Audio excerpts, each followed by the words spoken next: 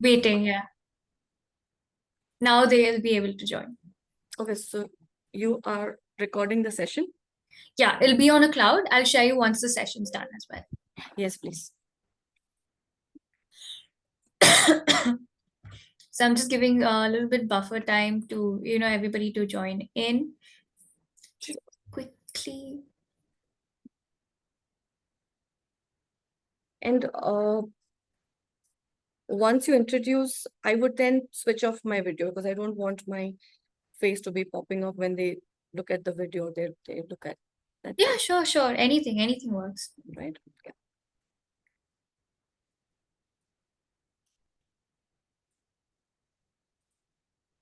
So I think we have a good number to begin with. So hello everybody, a very good afternoon and welcome to the TSOW Masterclass.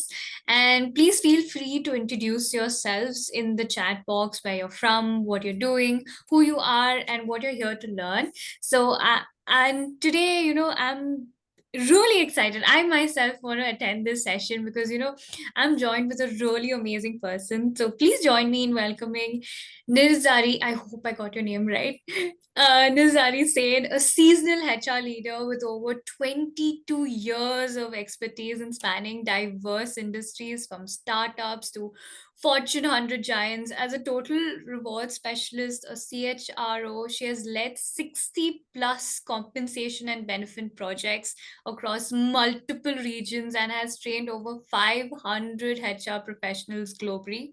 She has also, an active HR advisor, committee member, committed to shaping best practices, policies, industries beyond HR. She's a creative nail artist and a proud credited as a head of HR on a Marvel film called Black Widow. I maybe in the end I need to know more about this because maybe in the end when in the closing. But yes, uh, I'm so glad we are doing this. It's so exciting and it's an amazing topic. I think this everybody needs to know. And this is for the audience, right? If you have any questions, do drop in the chat, or if you still would like to come up and do raise your hand. I will let her know that you have raised your hand, and I'll let her know that if she can take the question in the middle or would she like to do it in the end. So raise your hand or drop the questions in the end, and simultaneously she'll pick it up. Great. All right, give me a thumbs up everybody if you've got it. One thumbs up will work. Perfect. I think we're all set. It's over to you. Great. Firstly, happy Diwali, all of you. I hope you guys had a wonderful time with your loved ones, bursted crackers, and now again back to work. So let's start off. What I've done today in this master classes, I've picked up the example what I generally do it for my clients or for my own projects. So basically, it's more of like a hands-on and a disclaimer. Please, whatever data is being shared in the presentation, please use it. So it's a very updated data set that as an example that we have bought and curated for one of the role to see how an overall role spans across is what I've tried to bring that up in this particular presentation. So it's a very scientific and it's a very logical way of saying that, okay, if a particular salary range is being honored for a particular role, why is that? Where is that coming from? So that's what I've tried to build together. And I hope that makes sense for all of you if you are going to try and do it for yourself. So it's definitely no rocket science. All you need is a little bit of brains, for sure, a little understanding, fundamental understanding of how should you proceed if you're going to do your salary range for the very first time. And that's how you can, start working on the same. So I'll bring up a presentation in front of you and please ask questions or write down your questions, as many as you have. What I've promised to the team here is the questions that I get, I would create or I would basically translate them into a case study and again share it with all the audience so that in case if they want to refer back or if they want to use the same case study, they can do it. Okay, so that's how basically we'll go about it. Are we good? All okay? Thank you. And I'll go off the video now. And once towards the end, I'll of course be back on the video. Okay.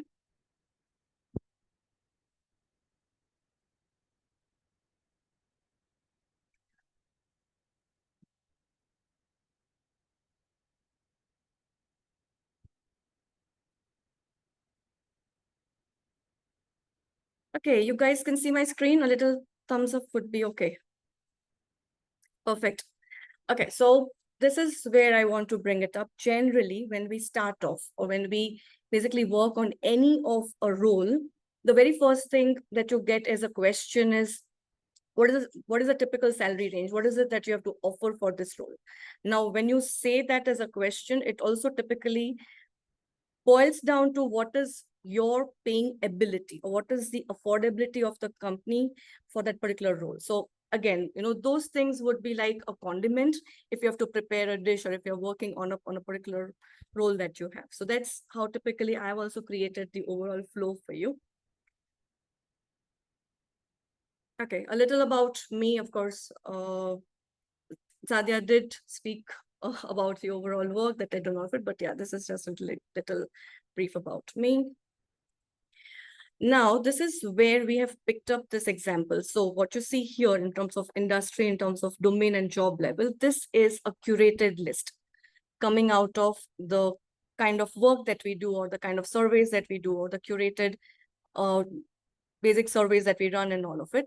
I've picked up one industry, one domain, and multiple job levels to start with. Okay, so this is going to be like a framework that we would pick it up in terms of doing your overall ranges and all of it. Okay, so information technology is going to be your industry that I've picked up, domain software development, and then job levels is what you see here on the screen. Okay, generally in a comp and ben language, okay, a typical comp and ben would talk from a percentile point of view and not range. So firstly, for any role or for any role that you want to hire, be it in any of these industries which are listed, you typically define what kind of percentile that you want to set for that particular industry. Now, of course, once you typically move from industry to domain to job roles to verticals, so on and so forth, you do a kind of slice and dice. But a very peculiar thing that is done from a CNB standpoint is where you pick your industries first. And from a role point of view, where do you want to have a threshold? I cannot have all the roles getting paid at 90th percentile, or I cannot have all the roles being paid at 40th percentile. So that's the first language that a CNB would start talking about. So a typical industry and how are the role complexities being paid off is what I've tried to list down here. Okay. Now, there are 6 elements. So when you are designing your salary range, okay, the very first thing that comes to your mind is, what is my role? What is it that I'm looking at in terms of prerequisite? What is the kind of location that I'm looking? What is the kind of skill set I'm looking? Or what is the kind of experience that I'm looking at? So all of those things is where gets together. And then you pick it out in terms of these 6 elements. Now, when I say 6 elements, look not from an HR or a recruitment point of view, look from a CNB standpoint. So if I'm talking from a job role point of view, at what role does that particular hiring role stand at? At what level does it stand at? In terms of internal equity, do I have something that I can pay for? In terms of market competitiveness, how are the ranges being done outside? Job value in terms of what is the valuation of that role if I have to add certain skills and all of it. From a pay transparency point of view, how is it transparent within the peer level? And then finally, a budget consideration. So 6 elements talk about your range that you want to define for one particular role. So this is how your barometer will look like. Okay. So from a technology standpoint, from one typical industry, if I have to pick from a level point of view, divide it into 3 parts. What is the kind of percentile that I need to pick or that I need to pay is first thing that I will start to work on. Second, internal equity. How much variation do I want to give? From a parity point of view, typically how are companies giving it up? Value assessment, dividing your overall roles. Okay. Pay transparency, how are you paying it from the disclosure point of view, or how are you bringing it up from a CTC standpoint? Budget, What is a budget that typically goes into dividing of that particular number? Any questions here? This is a framework, okay? So I've still not got into a range. This is a framework from an industry point of view. Anyone wants to come up and say something? There's a question, 25% of what budget in the chat? 25? Okay, 25 percentile, 50% and 75 percentile. They are basically slice and dice of a salary range.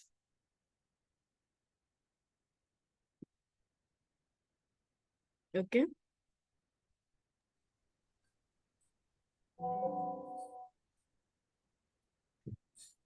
Can I launch a poll here? Sorry, do I have another question? And there's a question as well. How does the range work? Okay, it's a broad question. Slice and dice. Do a slice and dice.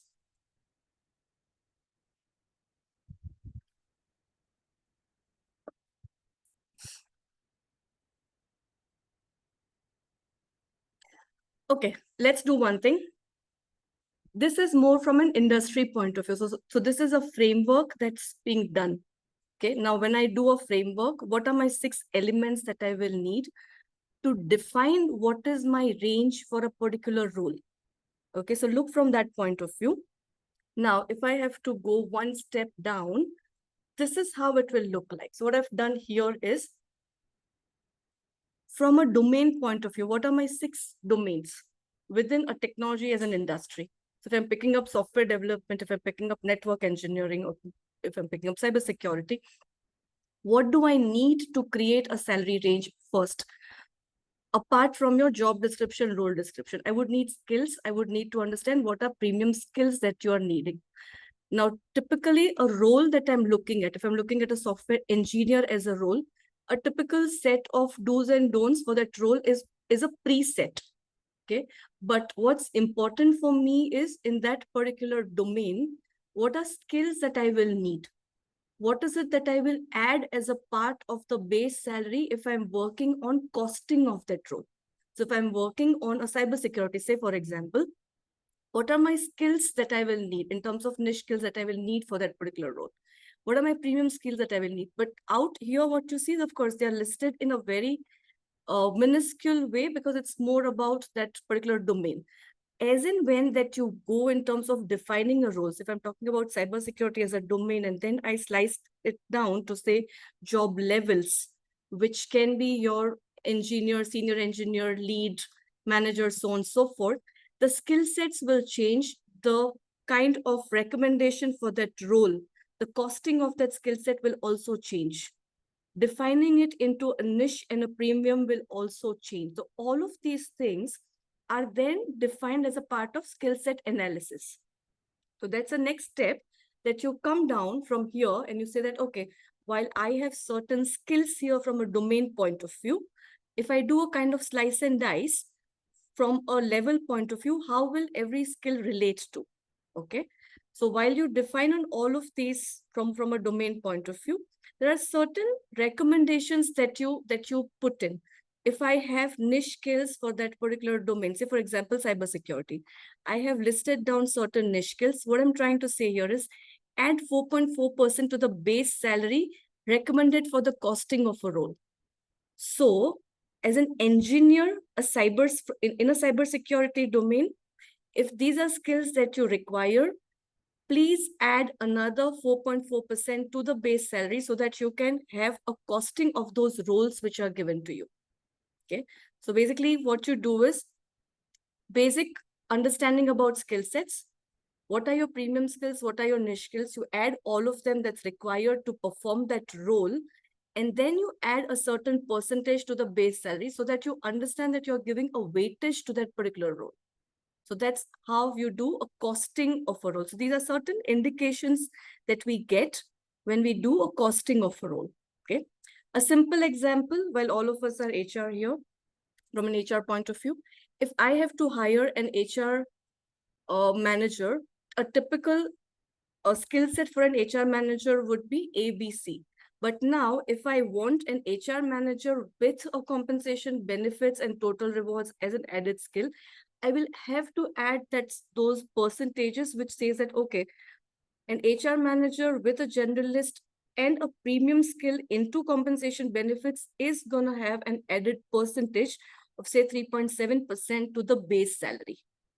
That's how you'll have to start reading it when you put a cost to that particular premium skill or niche skill. Okay.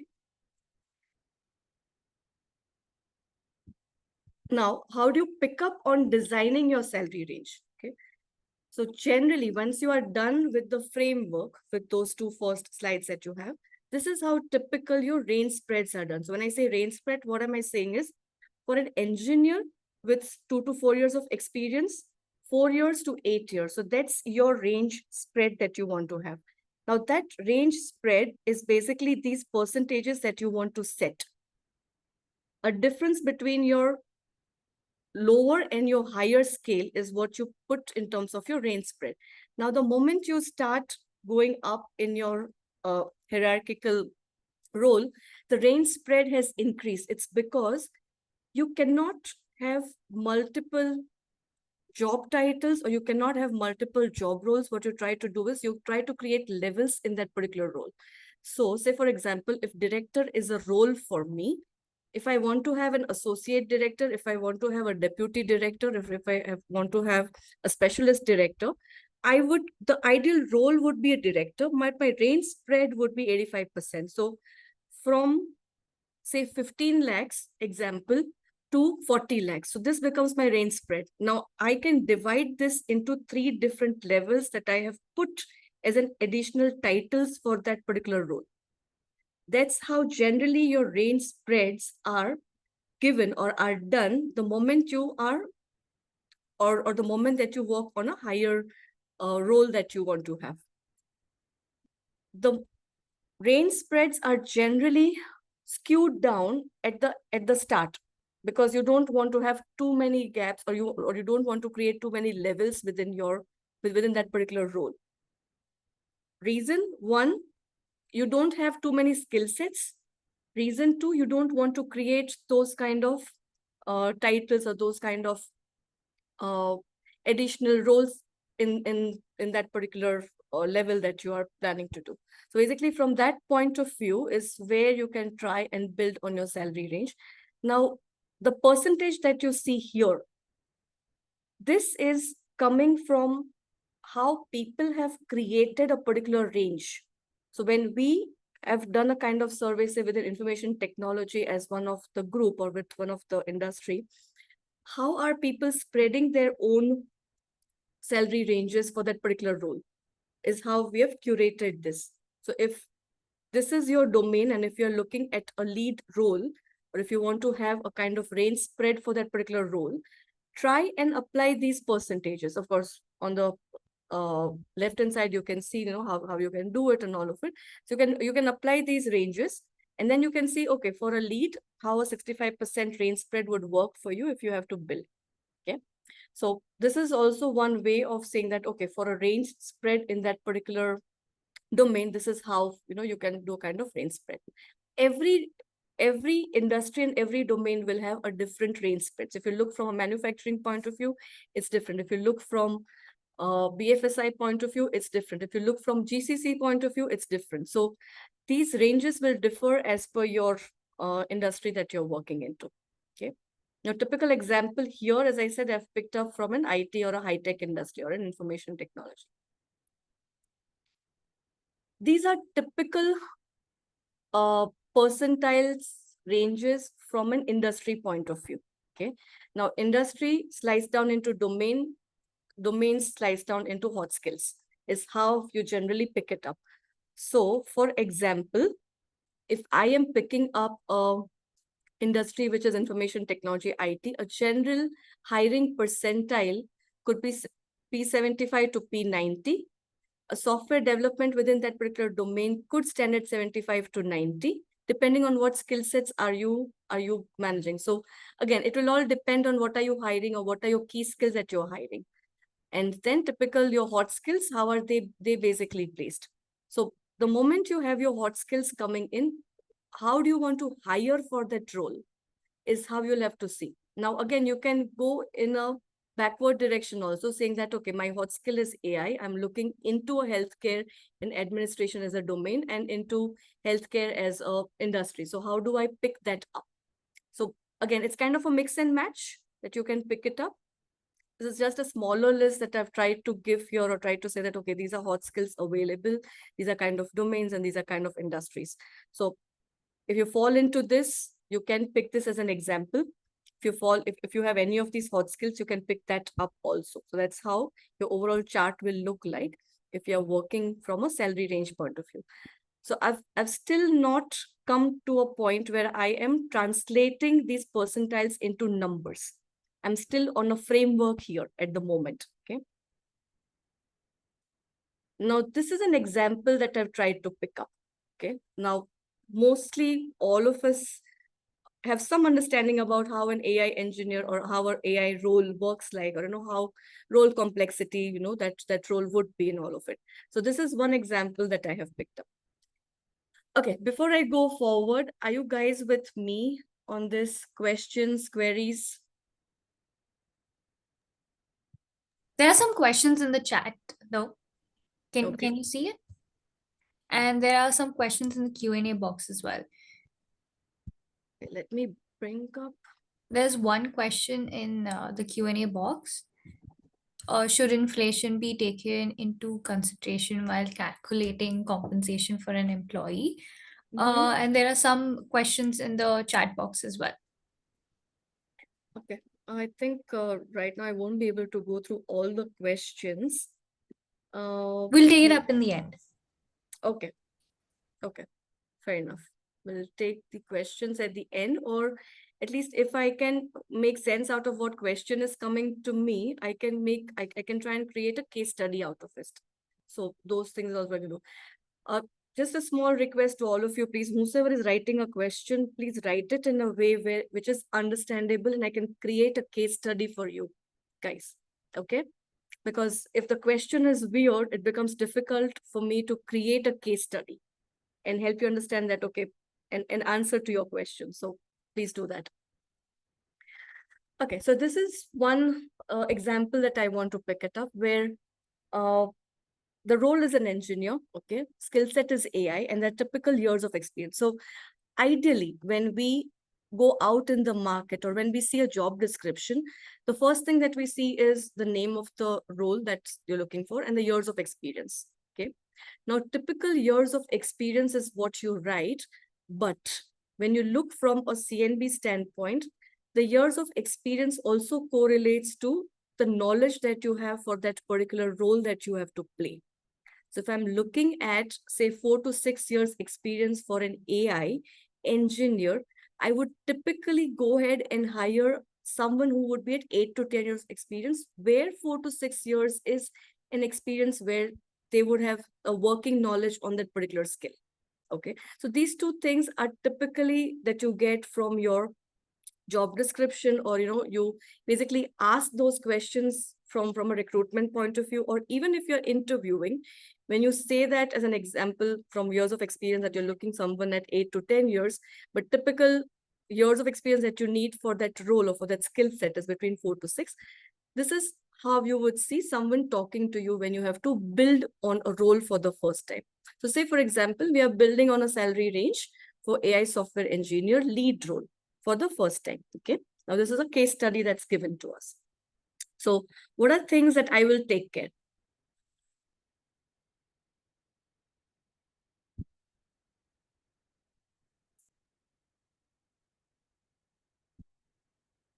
Okay, so I will need 3 things initially to start with. One would be responsibilities, what this person is going to do, or what does the person should be doing from a role point of view. What skill sets does the person need to have for that particular role, and what is the level of expertise that the person should have. Okay. Now, if I have to translate these 3 elements into a working note, for me to create some numbers, how will that look like? Okay, it would look something like this. So when you look at job role requirement, I'm writing a brief description of that particular role. So basically a kind of a brief role understanding about what does that role require. So you could see different definitions out here. Now, where are these definitions coming from? When you do a kind of survey or when you want to pick up roles from different cities and all of them, everyone has a typical way of writing a job description. Okay. So what we have tried to do is we've tried to curate 3 job descriptions. We've tried to take an extract of those 3 job descriptions in a very minimal and optimized manner.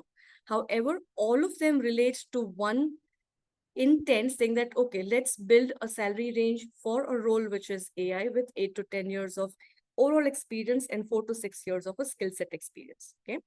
But how do you read also matters. So one is the role requirement that you have today. Second, how are your skill sets being done? Okay, so what kind of skill sets that you need out here? So, my bad. Okay, so what kind of skill sets that you need out here? Premium skills, regular skills. So bifurcate both of them because both of them have their own weightages. Okay. And then thirdly, a kind of job role level that for an 8 to 10 years of experience with 4 to 6 years of skill set experience, how should a person be at, or at what role should the person, kind of playing that particular role? So these are 3 key ingredients I would get on the table for me in my framework. Okay. From here, 2 things that I will need is, one is a current compensation review. Ideally, this compensation review could also come from a CFO. Okay, a very high level of an understanding that what are they looking at, or if they have to hire for this role, what is a threshold budget that they have for that particular role. Second, at what pay grade and how much do they want to keep that aligned with their internal evaluation for that particular role. So these 2 things come from an internal assessment while a role is being planned or while a salary range is being done. Okay. Simultaneously, I would also go outside in the market, check what is the kind of benchmarking data available, okay, from paid sources or from non-paid sources and all of them. Take a kind of broadband approach or narrowband approach. If you have a paid report, you would get narrowband. If it's a kind of a free report that you have, then it would be more of a broadband approach. But at least you would get some kind of heads up for your data set. Geographical adjustments. Typically, if you are based out of Pune, say for example, you're hiring from Pune, and if you have offices in different other locations where this role could be required, okay, then probably geographical adjustment is also what you will have to do. So I would do a salary range. My compensation team is sitting in Pune, doing a kind of salary study or salary range study from Pune, and simultaneously will also bring out different ranges in the different cities, is how you do your geographical adjustment. So basically a national median or a midpoint coming off from that particular role, and then you have all your cities and geographical adjustments done for that particular role in various cities. Apply your differentials. So when I've put these numbers out here, say for Bangalore, Hyderabad, Pune, Mumbai, you see certain percentages. What I mean is the national median of that role, you go adding on to that particular role. So if my national median is an X number, if I'm hiring from Bangalore, what will I add? If I'm hiring from Hyderabad, what will I add? If I have to hire from Pune, what will I add? So that's how you go about applying your differentials. Okay. Now, this is how you would start relating it. Okay. So once your internal salary structure is done, so you have your role, you have your location, you have your experience, and you have a range in front of you. So ideally, what you and I would generally see is this range, which is 17 to 25. Now, how is this range being derived in the backend? Okay, so these are parameters that a compensation team would put forward for you. What is the national midpoint of that particular role? Could be from a benchmark data, could be from surveys, could be from XYZ data set available at the moment. So there's a value what is given to you. A geographical pay difference, I have to hire in Pune. So what do I add to that particular midpoint out here? I get a number. AI skills, what is the kind of premium that I'm giving to that particular skill set? Now, why did I put 10%?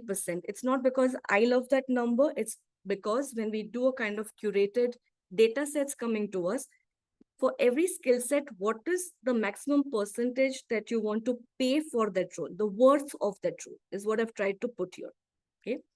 What is the kind of range spread that you want to do for this particular role? So for lead, what's the kind of range spread that you want to do? Okay. So plus minus 20%. So from your lower to your higher, this range would be your 20%.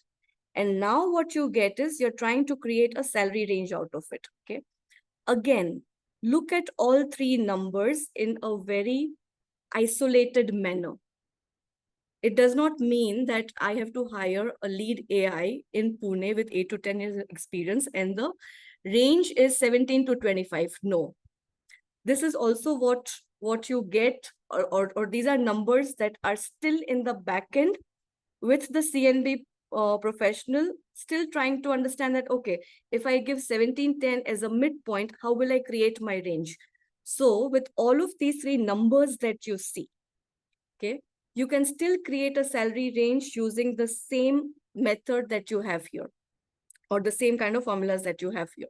Okay, which means that if I have to hire someone at a midpoint, the same calculations will go into mind and I would get another two numbers around that particular number. So again, I don't want to hire everyone around 25 lakhs. So what I do is this becomes my midpoint and I would create a salary range around it. And then I would park that as a 90th percentile and give it to the hiring team in case if they want to scale up for that particular role. Or if they come and say that, okay, I gave an offer of 17 lakhs, the person next day came and said, I need 20 lakhs. And third day person came and said, okay, I need 25 lakhs. Can I give? Then this becomes your decision point in saying that, okay, you can, because you have created those bounds or those ranges for that particular role. Okay. So that's how typical your salary ranges are done in the back end. What you see is only these three numbers in front of you at the moment. Okay. Ideally, this is shared with a CFO. So if I have to hire for this particular role, okay, how will my experience level look like? So experience level, don't confuse with your overall experience. This is a role experience level. Kind of scope of work, what is the national mean salary? And then if you have to hire or if you have to look at other locations for the same role, this is how your numbers are being done. So all of these numbers that you see are midpoints that you can then play with these roles, do kind of premium adjustments and all of it, and then you can work around on those ranges and all. Okay. Final range presentation, which goes to the hiring team. Okay, so you define on what is your range spread. You calculate your percentiles in terms of your lower and your upper bound. How do you want to pick that up? And then finally, how do you present your final salary range? So this is a typical example of what you see when someone is requesting you to hire an AI software engineer lead with 8 to 10 years of experience. So all you get is these two numbers in front of you, and then you start working on that. Okay. Now, if I have to translate this, how will this look like? So this will look something like this. I have something for Pune at the moment. I want to see how every city is going to be paid something like this. So basically, I bring up a geographical pay differential for the locations that I have my offices at, or I want to hire it. I would apply those percentages. I would adjust the pay. So basically, if you see here, 18 is the national midpoint that I've taken. And then I've added the AI skill set premium and all of it. And then I've got my salary ranges for every location. So ideally, I've gone stepwise. I've got my midpoint at a national level. I've added certain percentage because it's a premium skill set that I have to hire. And then I get my percentages to it. So if I'm hiring from Bangalore, if I'm hiring from Bombay, I know what is the range going to look like in comparison to Pune now. Okay. So this is how your overall table would look like if you have to look from a city point of view. Okay. Now, if I have to add another condiments to it. So if I have to add certain certifications, or if I have to add how the market demand would look like, or if I have to add some kind of skill premium to every AI role that I'm hiring at. So these are some of the recommendations that we give or that we have when we are going to go ahead and put that as a part of the skill set. Okay. Now, what you get is something like this as a final or a kind of the ranges in front of you. So if you have to hire someone in Bombay, okay, with this kind of experience, this is a kind of salary range that you get. Now we have seen the working for every location out here. Okay, we have added certain percentages, we have got the midpoints and all of it, and then we have come down to this. So now when you see any range coming to you henceforth, okay, in terms of your hiring, do question that, okay, have you added the skill set premium to it? Have you added the location premium to it? What is the midpoint that you have taken to arrive at these numbers? This has to be your logical question first. Why these numbers? Where are these numbers coming from? So there are formulas that you set in. There are steps that you do, and then you bring out these numbers. It's not because I like 18 and I like 27 as a number, or I like 17 and 26 as a number. They are here. They're done with calculations. They're not done because I like them. Okay, so this is how you can question whosoever is giving you a range, or if you are doing it, go in a way where someone can not question you on how have you defined a range. Okay, so you can take the same example what I've picked up earlier, and you can of course try your hands on if you have different locations, and then you can work on the same manner. And implementation conclusion, this is how your overall dish would look like. So if you have to bring up your final ranges in front of someone, saying that, okay, this is a role that you want to hire, this is a location that you want to hire, and years of experience, role definition, job, family, function, skills, and your salary ranges. So now when you see this kind of a table, where is the working coming from? Is how you can go step by step, back, and then you can see, okay, this is where you have achieved the kind of the salary range that you want to see for one particular role from a different location point of view. So again, geographical variances, geographical differences is what ideally you will have to take help either from a CNB expert, or there are free reports also available which says that, okay, from a cost of living index, how much is a percentage variance from every location to location. Okay, so those are typical percentages that we also use when we are doing kind of salary ranges for every location that we have here. Okay.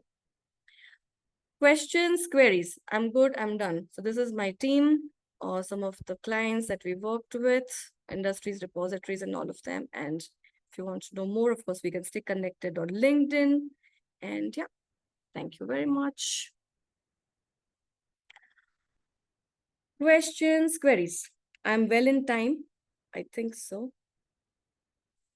Yes, you are. Can I Yes. launch few polls, the 3 polls that we have set up? Yes, please do that. Yes, the PPT would be shared. There's a link, I think, would be shared with you. Just fill up the form, and we'll need your email ID to share the presentation with you.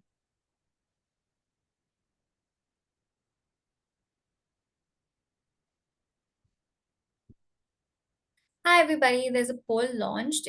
The question is, how does your organization currently handle salary adjustments for geographical differences?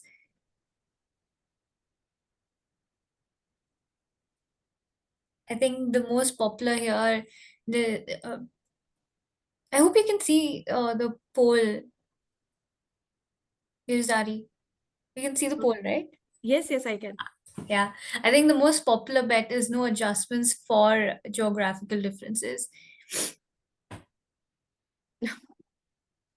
I doubt, because if people have different offices, they would tend to collate different salary ranges from their location, and it would be then submitted to the headquarter for them to understand, okay, I'm based out of Pune, but if I have location offices, how would the ranges look like? So limited adjustment would be my bet for critical roles. But the least picked is fixed percentage increase based on location. Is this true? If you're working on a broadband, then yes. Broadbanding, then yes. So I have offices in multiple location.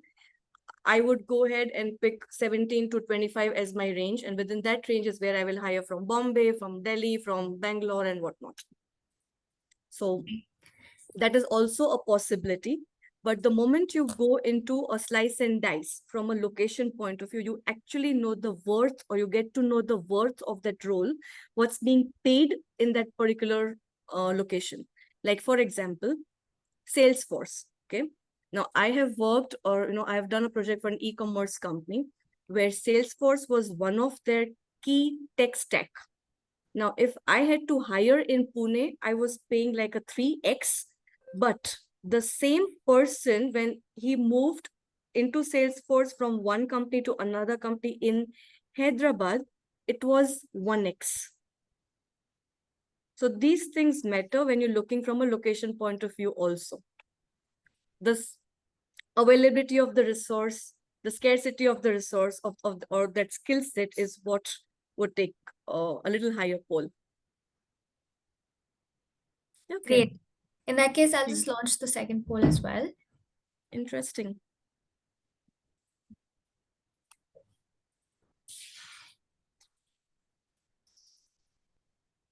There you go. Next poll is about what is the biggest challenge you face in calculating salary ranges with geographical differences? We have options: access to reliable market data, justifying regional pay difference to stakeholders, balancing consistency and competitiveness, determining skill premiums for specific locations. 1 and 4 would be my absolute bet. Absolute. Why so? Okay. Why so? I'll tell you. One of the recent project, I'll give an example from one of my very, very recent project that I met a few of the stakeholders prior to Diwali. Now, for the skill sets, so the job description, required skill set, premium skill sets is what all of them that they have. Mhm. But if they have to put a cost to it, they don't know how much. Because if the same person is going to bring up another offer, they weren't sure that if what is given to them, or know what they're asking in terms of the retention offer, is that right or not for them. Okay. So typical, that is how, so what they requested was for every skill set for an engineer as a role, typical premium skill sets, regular skill sets, and niche skill sets, give a certain percentage for that skill set that you're hiring for. So if it's regular, it's kind of added into your base salary. If it's a premium, if it's a niche skill, there are certain percentages that you kind of do adjustments to that particular skill set, because you want to give a worth for that particular role. So those things is what you generally get when you go for your paid service, honestly.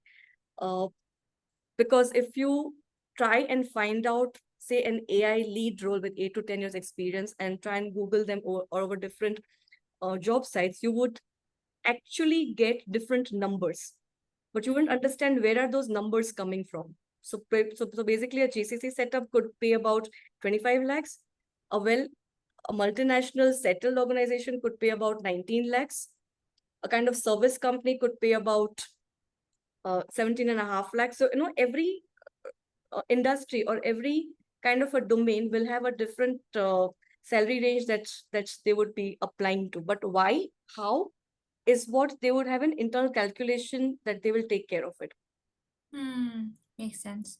So we do have the results in balancing consistency and competitiveness is, I think, the public On the higher favorite side.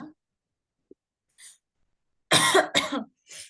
Great. How about you go for the questions right now, and we will have another poll. And I think the questions are in the Q&A section. I think you can pick those up first. And if you can see, you can answer it on your own. Okay. Or if someone wants to just come up and say the question, I'm okay. If anybody wants to ask questions, please raise your hand. I will unmute you. Okay, we have Yamini Sharma who's raised a hand. Yami, yeah, Yamini, I think you can talk. Hello, Yami. If anybody else has any questions, feel free to raise your hand. I think Yamini I think, raised a hand by mistake. Great. We have another person raised their hand. All right. Kumunda Rao. Ah, there you go. I think you can speak now. I hope I got your name right, sir. Yeah, it's Kumuda. Thank you so much for. Oh, sorry. Yes. Okay, I enjoyed the session. So the question is like the salary range is what you talk about, right? So how do you actually counter the future hikes here for a particular role if I'm exhausting the upper band? Okay. Um, you would actually not exhaust, honestly, because what you're trying to do is, say for example, if I'm talking about AI, with AI skill set, or if I'm talking about lead engineer as a role, example wise. Now, if I have to bring up a salary range, I would first go ahead and build a salary range for a software engineer lead. Then I would do a slice and dice into the skill sets that I have, which would typically be into premium, into niche, into regular. And the moment I would add any of the newer skills into that particular role, which is still a software engineer lead role, I would add a kind of percentage to it. So even for your future skill sets that you have, or future skills that are coming up, you can still have that kind of cushioning for you and say that, okay, if I have to put this as a particular threshold, if I have to build this on a 90th percentile, and if I go ahead and add a certain percentage to the newly added skill, how much this would look like. So as I said, the first example that I gave, and you saw those three numbers, right? Lower, mid, and upper bound. So those three actually become your midpoint to start with. And then you do your calculations whenever that you want to add any kind of new skill set. Uh, So you wouldn't exhaust, honestly. All you need to know is what kind of skill sets do you want to add into that particular role. A okay, basic, assuming, a, yeah, sorry, a assuming. fair recommendation is don't add more than 10 skill sets, because the the moment you start adding skill sets, you also have to add the worth of that role, or The that skill set weightage part, right? Yeah, yeah, that got it. Yes, that you're adding. So just be cautious of what skill sets you're adding to that role.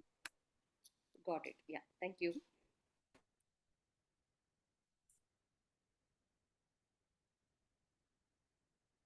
Nobody's raising their hands. Oh, we have Sanchita raising her hand. I'll just allow. Yeah, Sanchita, you can speak. So my question is that at one point we are taking either a paid or an available data source, and then we are building upon that and then adding all these condiments and the related weightage to it. Now my question is, like, when we get a paid report or even the even otherwise, don't those reports already have some of these things considered in it? Will I not be doing a double addition if I'm taking that as a base and then going and adding up all these weightages? Okay.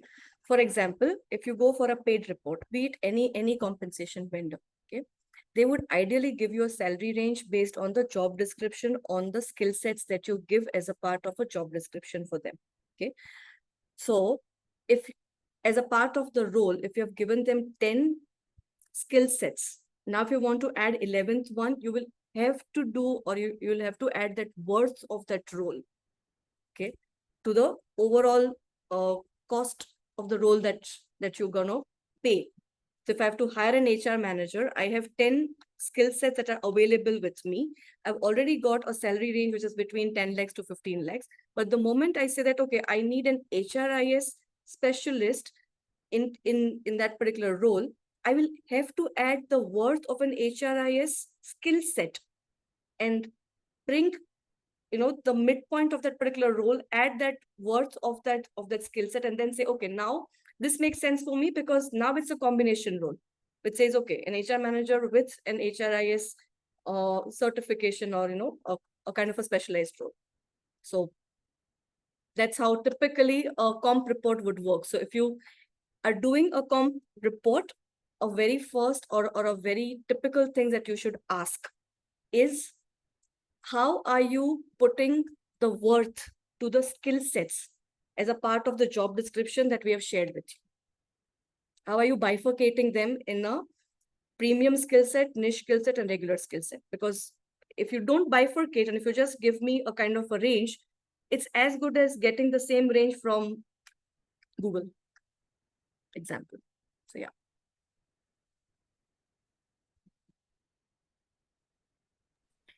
Great. I think we can take, if people want to raise a hand, feel free to raise your hands. But I think there are many questions in the Q&A section.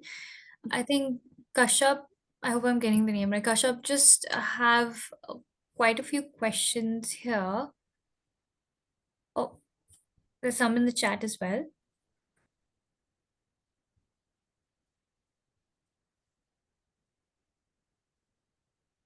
Okay, let's collate all the questions and let Yeah. me see if I can club few of them together, bring it like a case study.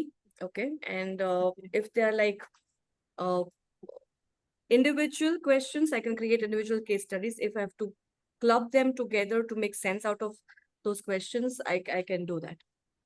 Can I ask one basic question here, just a basic one? Whatever the exercise that we did right now, how different is this from compa ratio? I mean, I'm not from a CMB background, that's why probably it's a very basic question, but just needed that clarity. Okay, so when you're doing your compa ratios or a compensation ratio, you are trying to say that, okay, what I have paid versus what's there in the market. Where does a role fit in? Okay, at what percentage? Am I paying higher? Am I paying lower, or am I at a midpoint? So those are individual percentages that you get out of a comp ratio. What we did here is, in this exercise, is we have built on a salary range. So example wise, HR manager, 8 to 10 years of experience, 10 to 15 lakhs as a salary. This is a range what is given to me. Okay. Now, I have one HR manager, I'm paying 12.5 lakhs. But if I have to hire an HR manager in Bombay, so I'm based out of Pune, I have to hire in Bombay, how much do I pay?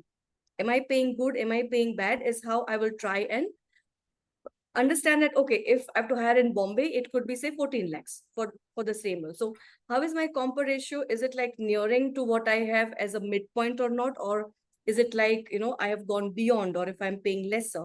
So that's how basically you can then take care of your comp ratio. So comp ratio is more about saying that, okay, what I have paid versus what's there in the market, where do I stand today? But with that, we are deciding in the first step itself, where we are deciding what percentile we want our compensation to be. And from there we are starting. So are we not already doing the compa ratio in the first step itself? I mean, considering it in the first step itself. Okay, so the percentile that you saw, right, in terms of the role, in terms of domain, in terms of skill set, they are basically telling you that this is your threshold. Don't move out of this. If you go out of this in terms of paying someone for that role, either you would be on a lower comp ratio or you would basically go as a red zone. Okay, so they are your recommendations. But yes, percentiles are something what will keep you grounded and say, okay, if I'm hiring a hot skill into AI with these years of experience, this is where I need to pay maximum.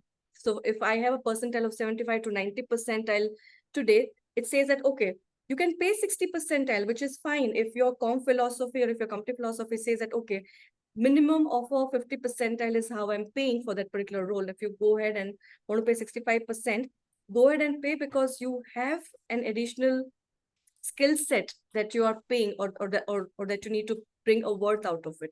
So everything boils down to where your company philosophy from a midpoint that you are trying to bring in, and what is the threshold for that role that you're trying to bring in. So now we're doing a kind of slice and dice, that from a comp ratio point of view, okay, you have a certain percentile that you want to put forward for that particular role.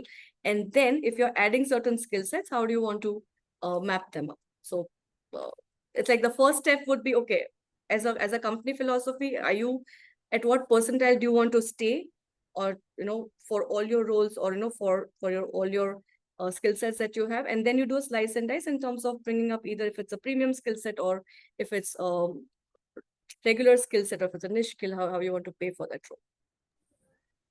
Hi, Nirzari. We have another hand raised. I'm going to allow them to talk. I think Kashyap, I think you're allowed to talk now, so you can ask your Yeah, question. great. Great. Thank you very much in this regard. So, Nazari just wanted to give a small input, maybe if you want to consider at any point of time. Medians, yes, I mean, they've been little old-time concept, but you can certainly use the mean function. And when you actually do the job categorizations and the sub-job families, and when you pick up the niche and the normal skills, right, a mean function can be applied. And to remove the outliers, you can just use the trim mean function so that you will exactly get the value. So don't have to go by the median always also. That's how modern comp philosophy also works. True, but everything revolves around midpoint. No, no, but again, if you try doing Still this, today. no, I get it. I absolutely get what you're trying to say. But even I did the same. So when I just did the median, the values seem okay, but it also has certain outliers basically. The top 10% and top bottom is always there in a team, right? True, But if I true, probably categorize and probably take those particular job roles and then I apply a mean function, right? And then apply a trim mean, it'll exactly give me the mean. And there's no questions being asked if at all you use that particular trick. true. So you and I are talking typical comp and ben language. Okay. Now, for someone who is novice, or someone who Understood. wants to understand basic Absolutely, concepts absolutely. of Agree. how to create a salary range, Agreed. No, I just median want to give is an input. what? That's about it. No, Yeah, sure. So median is one thing what everyone understands here. true, So true. that's your start point, and then you start doing a kind of slice and dice. So Absolutely. Yeah, thank you. no problem. We have few questions in the Q&A section. I think the first one was, should inflation be taken into consideration while calculating compensation for an employee? When you're doing your costing of a role, so every year, in principle, the compensation benefits team sit together. They understand what is the kind of roles that they have, and what is the kind of midpoints that they have, out of the last year's data set. Once you have those things coming into picture, is where then you can start building on costing of a role in the coming year as well, keeping in mind your inflation, your cost of living index, and all of it. So every year there are free reports that you get around cost of living index. You also get some free reports around skill sets. You can use them, apply a little bit of brains in terms of, for specific role, what is the kind of skill set that you want to have, and all of it from a job description that you have. And then all of it together, when you bring a cost of a role, inflation can be added.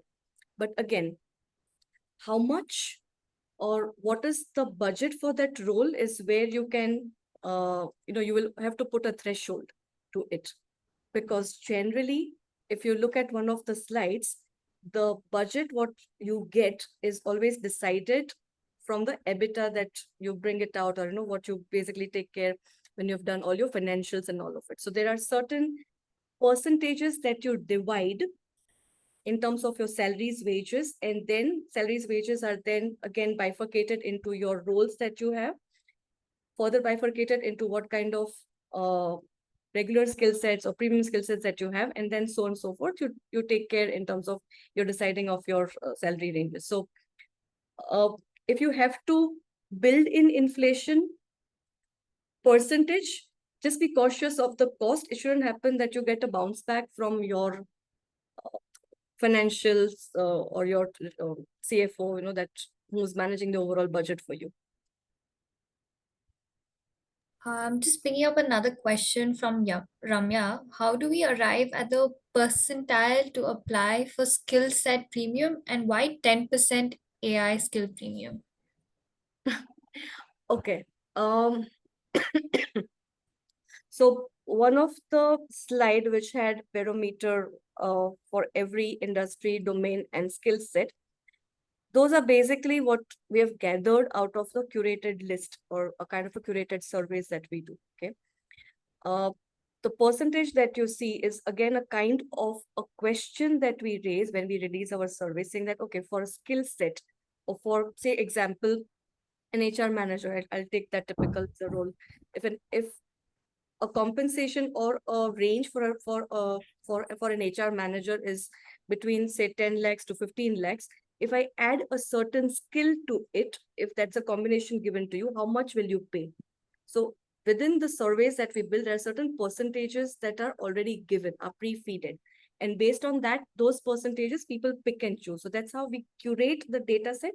And then we say, okay, if this is a role, what's given to you with the years of experience, if you add this particular skill set, this is how the company or that industry is going to pay additional for that role. And that's how you would see 10% or 15% or 8% or 5%, coming to you.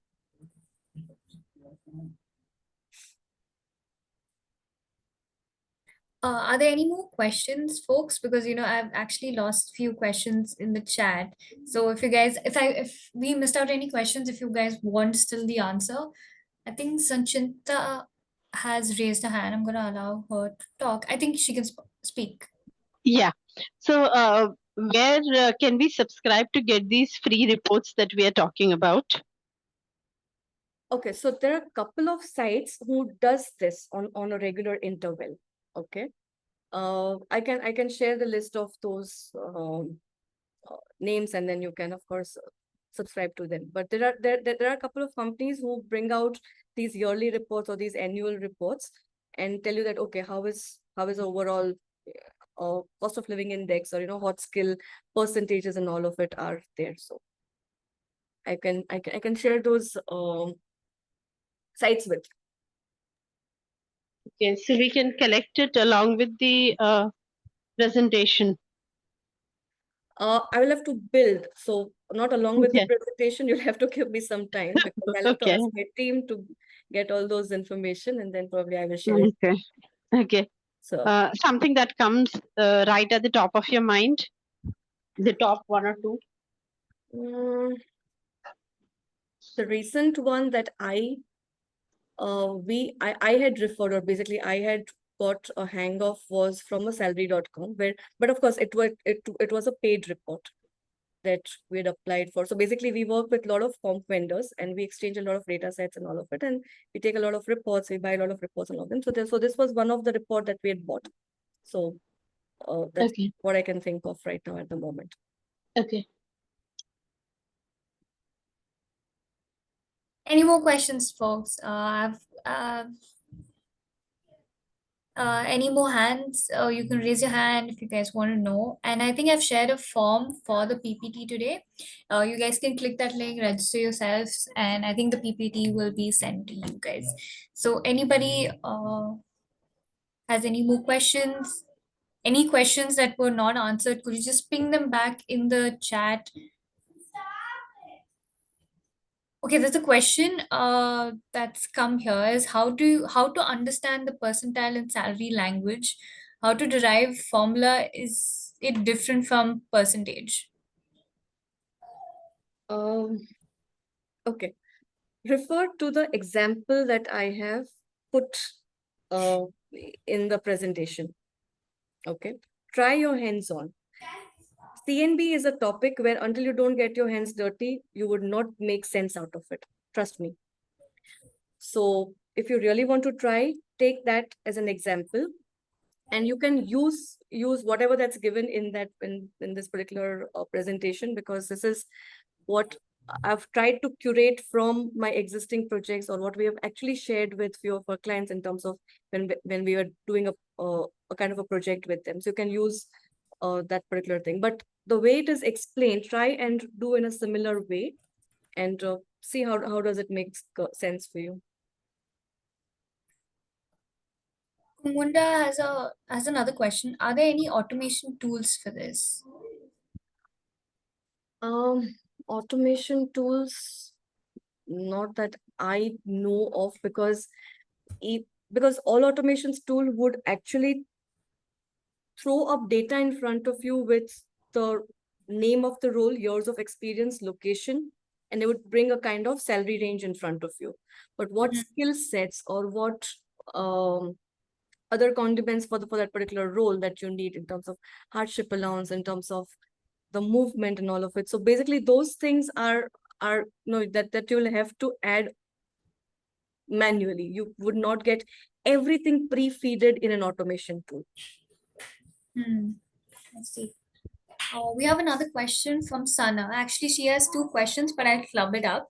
Does previous salary of a candidate matter in determining the current salary of a new hire? How much hike is mostly right for a new role? Her second question is, could you give more examples for final salary range, like for an for accountants or uh, sales executives? Okay, so for your second question, put that as a case study. I will bring the same kind of an understanding for everyone. Okay. Okay, sorry, repeat the first question, please, for me. Yes, the first question is, does previous salary of a Yes. candidate Okay. matter? Depends on where are you hiring from.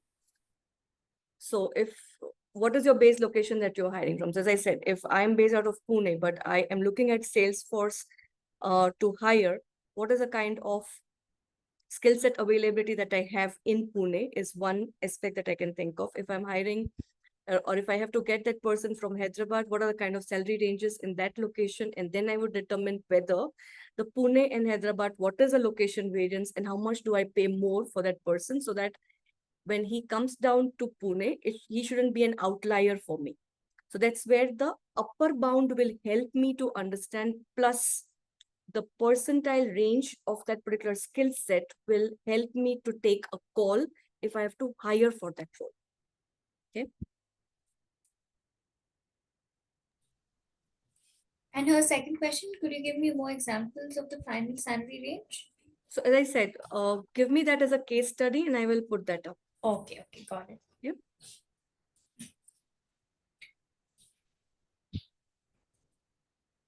Okay, Yes. This is a technical topic for sure. One of the only technical topic in HR, which which you would need to drive it in a step-by-step manner. You cannot skip steps. I So see. that's one thing that you will have to keep in mind when you actually start working on any kind of a salary range for the very first time. Just keep three things in mind. What are skill sets that you need? What is a role experience that you require overall? Okay, and what is a location that you are looking at? Because every location has a different salary range. Every skill set will have to have a worth of that skill set that you want to add as a part of that role. And what is a role experience that you're ideally looking at to hire? Okay, so these three things would definitely help. Does the range spread means the spread from lower to upper bound or Yes. from Yes. median to upper bound? Or no, lower to higher. So if we say 30%, it means lower to upper should be 30%. Yes, the difference between the lower end and the higher end should be 30%. So you are doing a kind of salary range for that, or range spread for that particular role. Do you think practically it will be very less? Because let us say if we say for HR, the range is between 10 lakhs to 15 lakhs. Now translate the same number into percentage. What you said, what you gave is an answer to me. Okay. So it's What we do one step back is when we say that, okay, for an HR manager, the range spread has to be 40%.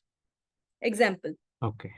Okay. So 40% when I have to do a range spread for a manager, what is the midpoint that I have today? If I have to walk forward, say for next year, I will, my steps will start from midpoint. What is the midpoint that I have for that particular role? And then I would bring the 30% or the 40% that I've divided for that particular role. And so then from midpoint, 20% minus will be lower bound and 20% plus will be upper bound. Am I right? Or yes. Okay. And I have one more question. Is there any right external percentile to pick to consider as a internal median? Sorry, come again. We have external percentiles, 90 Mhm. percentile, 70 percentile. Is there any right percentile to be picked to be considered as internal midpoint? Uh, Yeah, you did mention that it should be based on compensation philosophy. mhm. Is there any number that generally companies pick? Okay, so compensation philosophy when you build, okay, or basically when I am done with my EBITDA, when I'm, trying to build on my salary ranges and all of it, or basically I'm trying to divide what is the kind of cost that I want to put on my salaries and wages. That's where I will try and say that, okay, for every level, what is the kind of percentile that I want to stay at? So what I would do is I would divide the entire group, say from trainee until my uh, mm, LOB head, I would divide it into three or four quadrants. I would say, okay, for first quadrant, I would want to stay at 30th percentile. For next quadrant, I would want to stay at 60th percentile, so on and so forth. So this is where I would now start parking at what percentile do I want to stay internally for that particular role. And then I would go outside and see, okay, how are people paying? Or, for if it's a role complexity, if it's paid between, say, 55 to 75, how does it go like? So then I'm trying to bring in the external factor while I have already set some thresholds internally. Oh, Okay. yeah. Thank you. Question for Malini. Do salary benchmarks reports differentiate the database on location? If you want to have a paid report, then yes, otherwise no.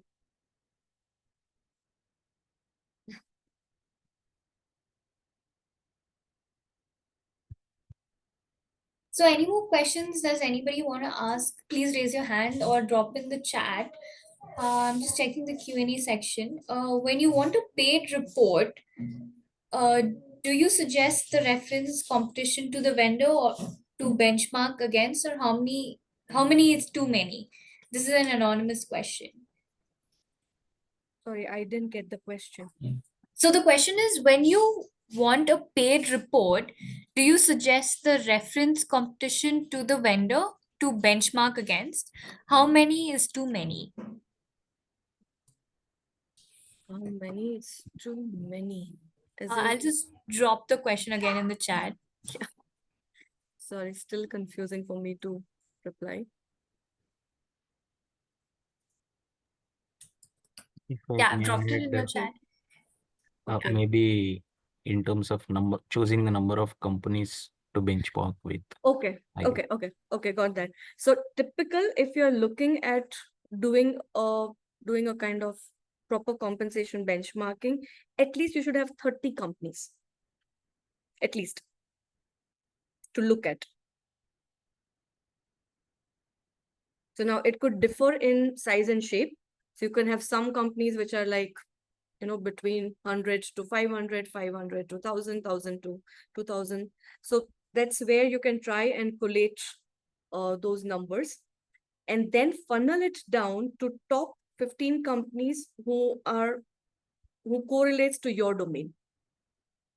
But ideally, a good benchmarking data should come from at least 30 to 35 odd companies, not less than that. If the number is less, probably then the data sets are also less. So keep that in mind.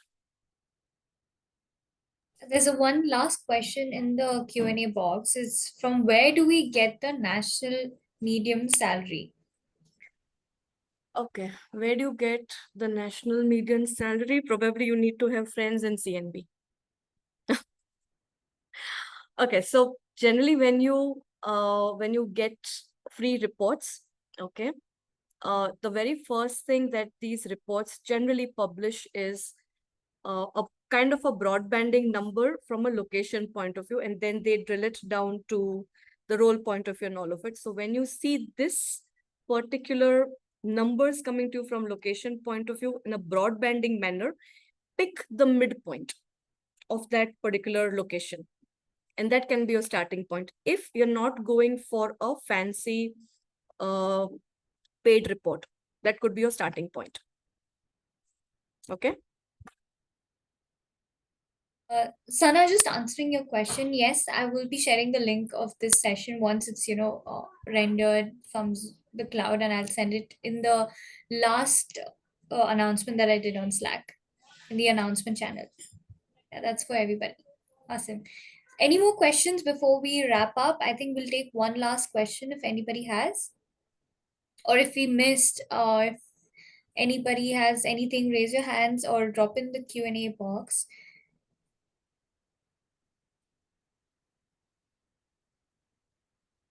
Just help me in collating all the questions, please. Okay. Yeah, I'll send you all the questions. I'll send the download of the chats and the questions. I'll just see if I can. And No problem. done.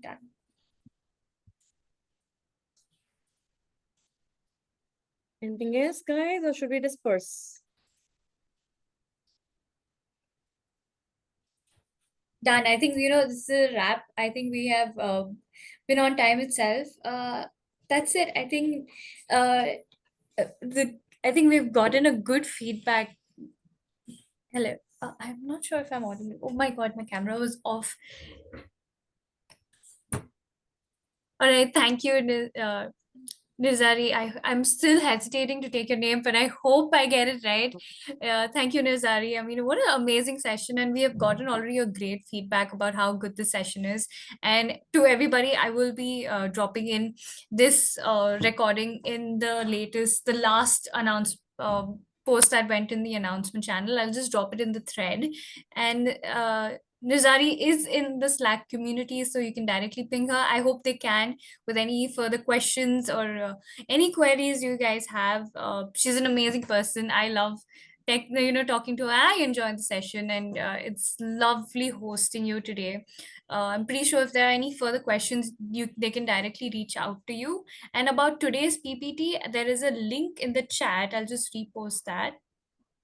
Please fill that up, and we will definitely share with you the PPT.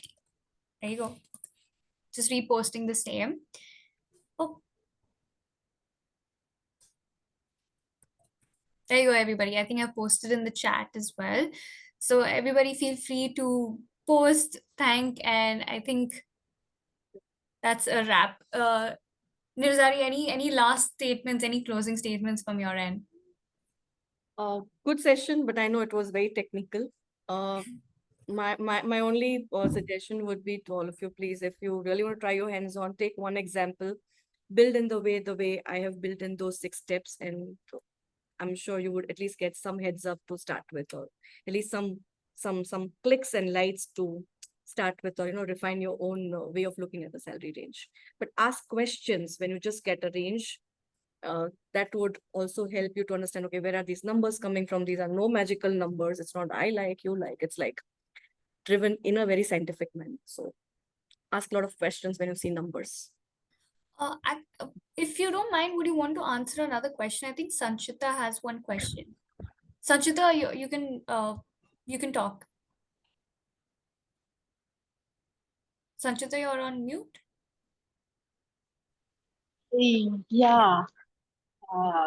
The question was like, when we are defining these ranges, will it also take into consideration the perquisites, or like other benefits will come within this range? The value of that will come within this range, especially if you are looking for a C-suite kind of a package, I mean, compensation package. Then there are so many other elements also other than the simple base salary and the other like other headings, no? So Right. are those included within this salary range, or those will be outside of this which we are arriving at? Okay, good question, logical question. Okay.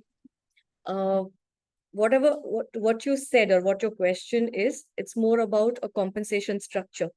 And what we discussed today was about a range for that particular role. Okay.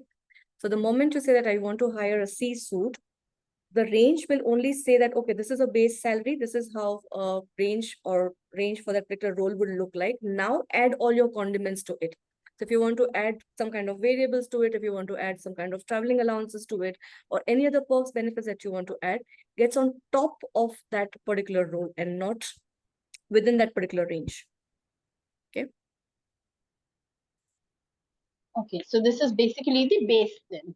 Base pay, yes.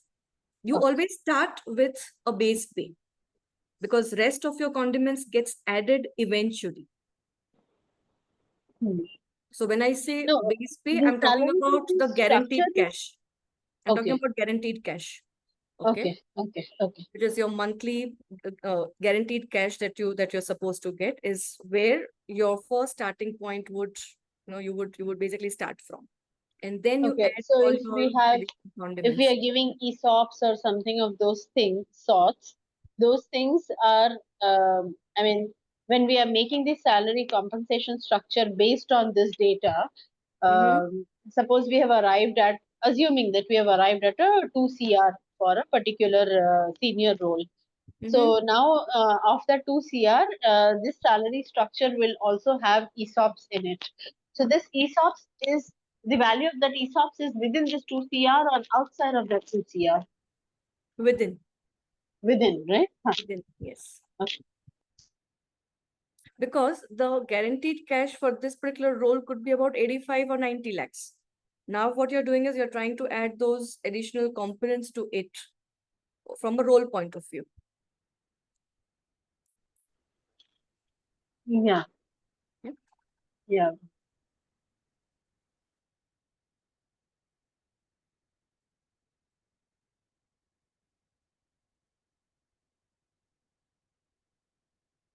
Yes, Okay. that I think that's a wrap. I think that was the last question.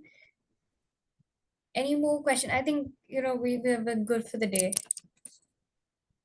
Great. So we can wrap, and you can Yes. send me questions and let me see on those questions how can I build case studies, what you can then share it with.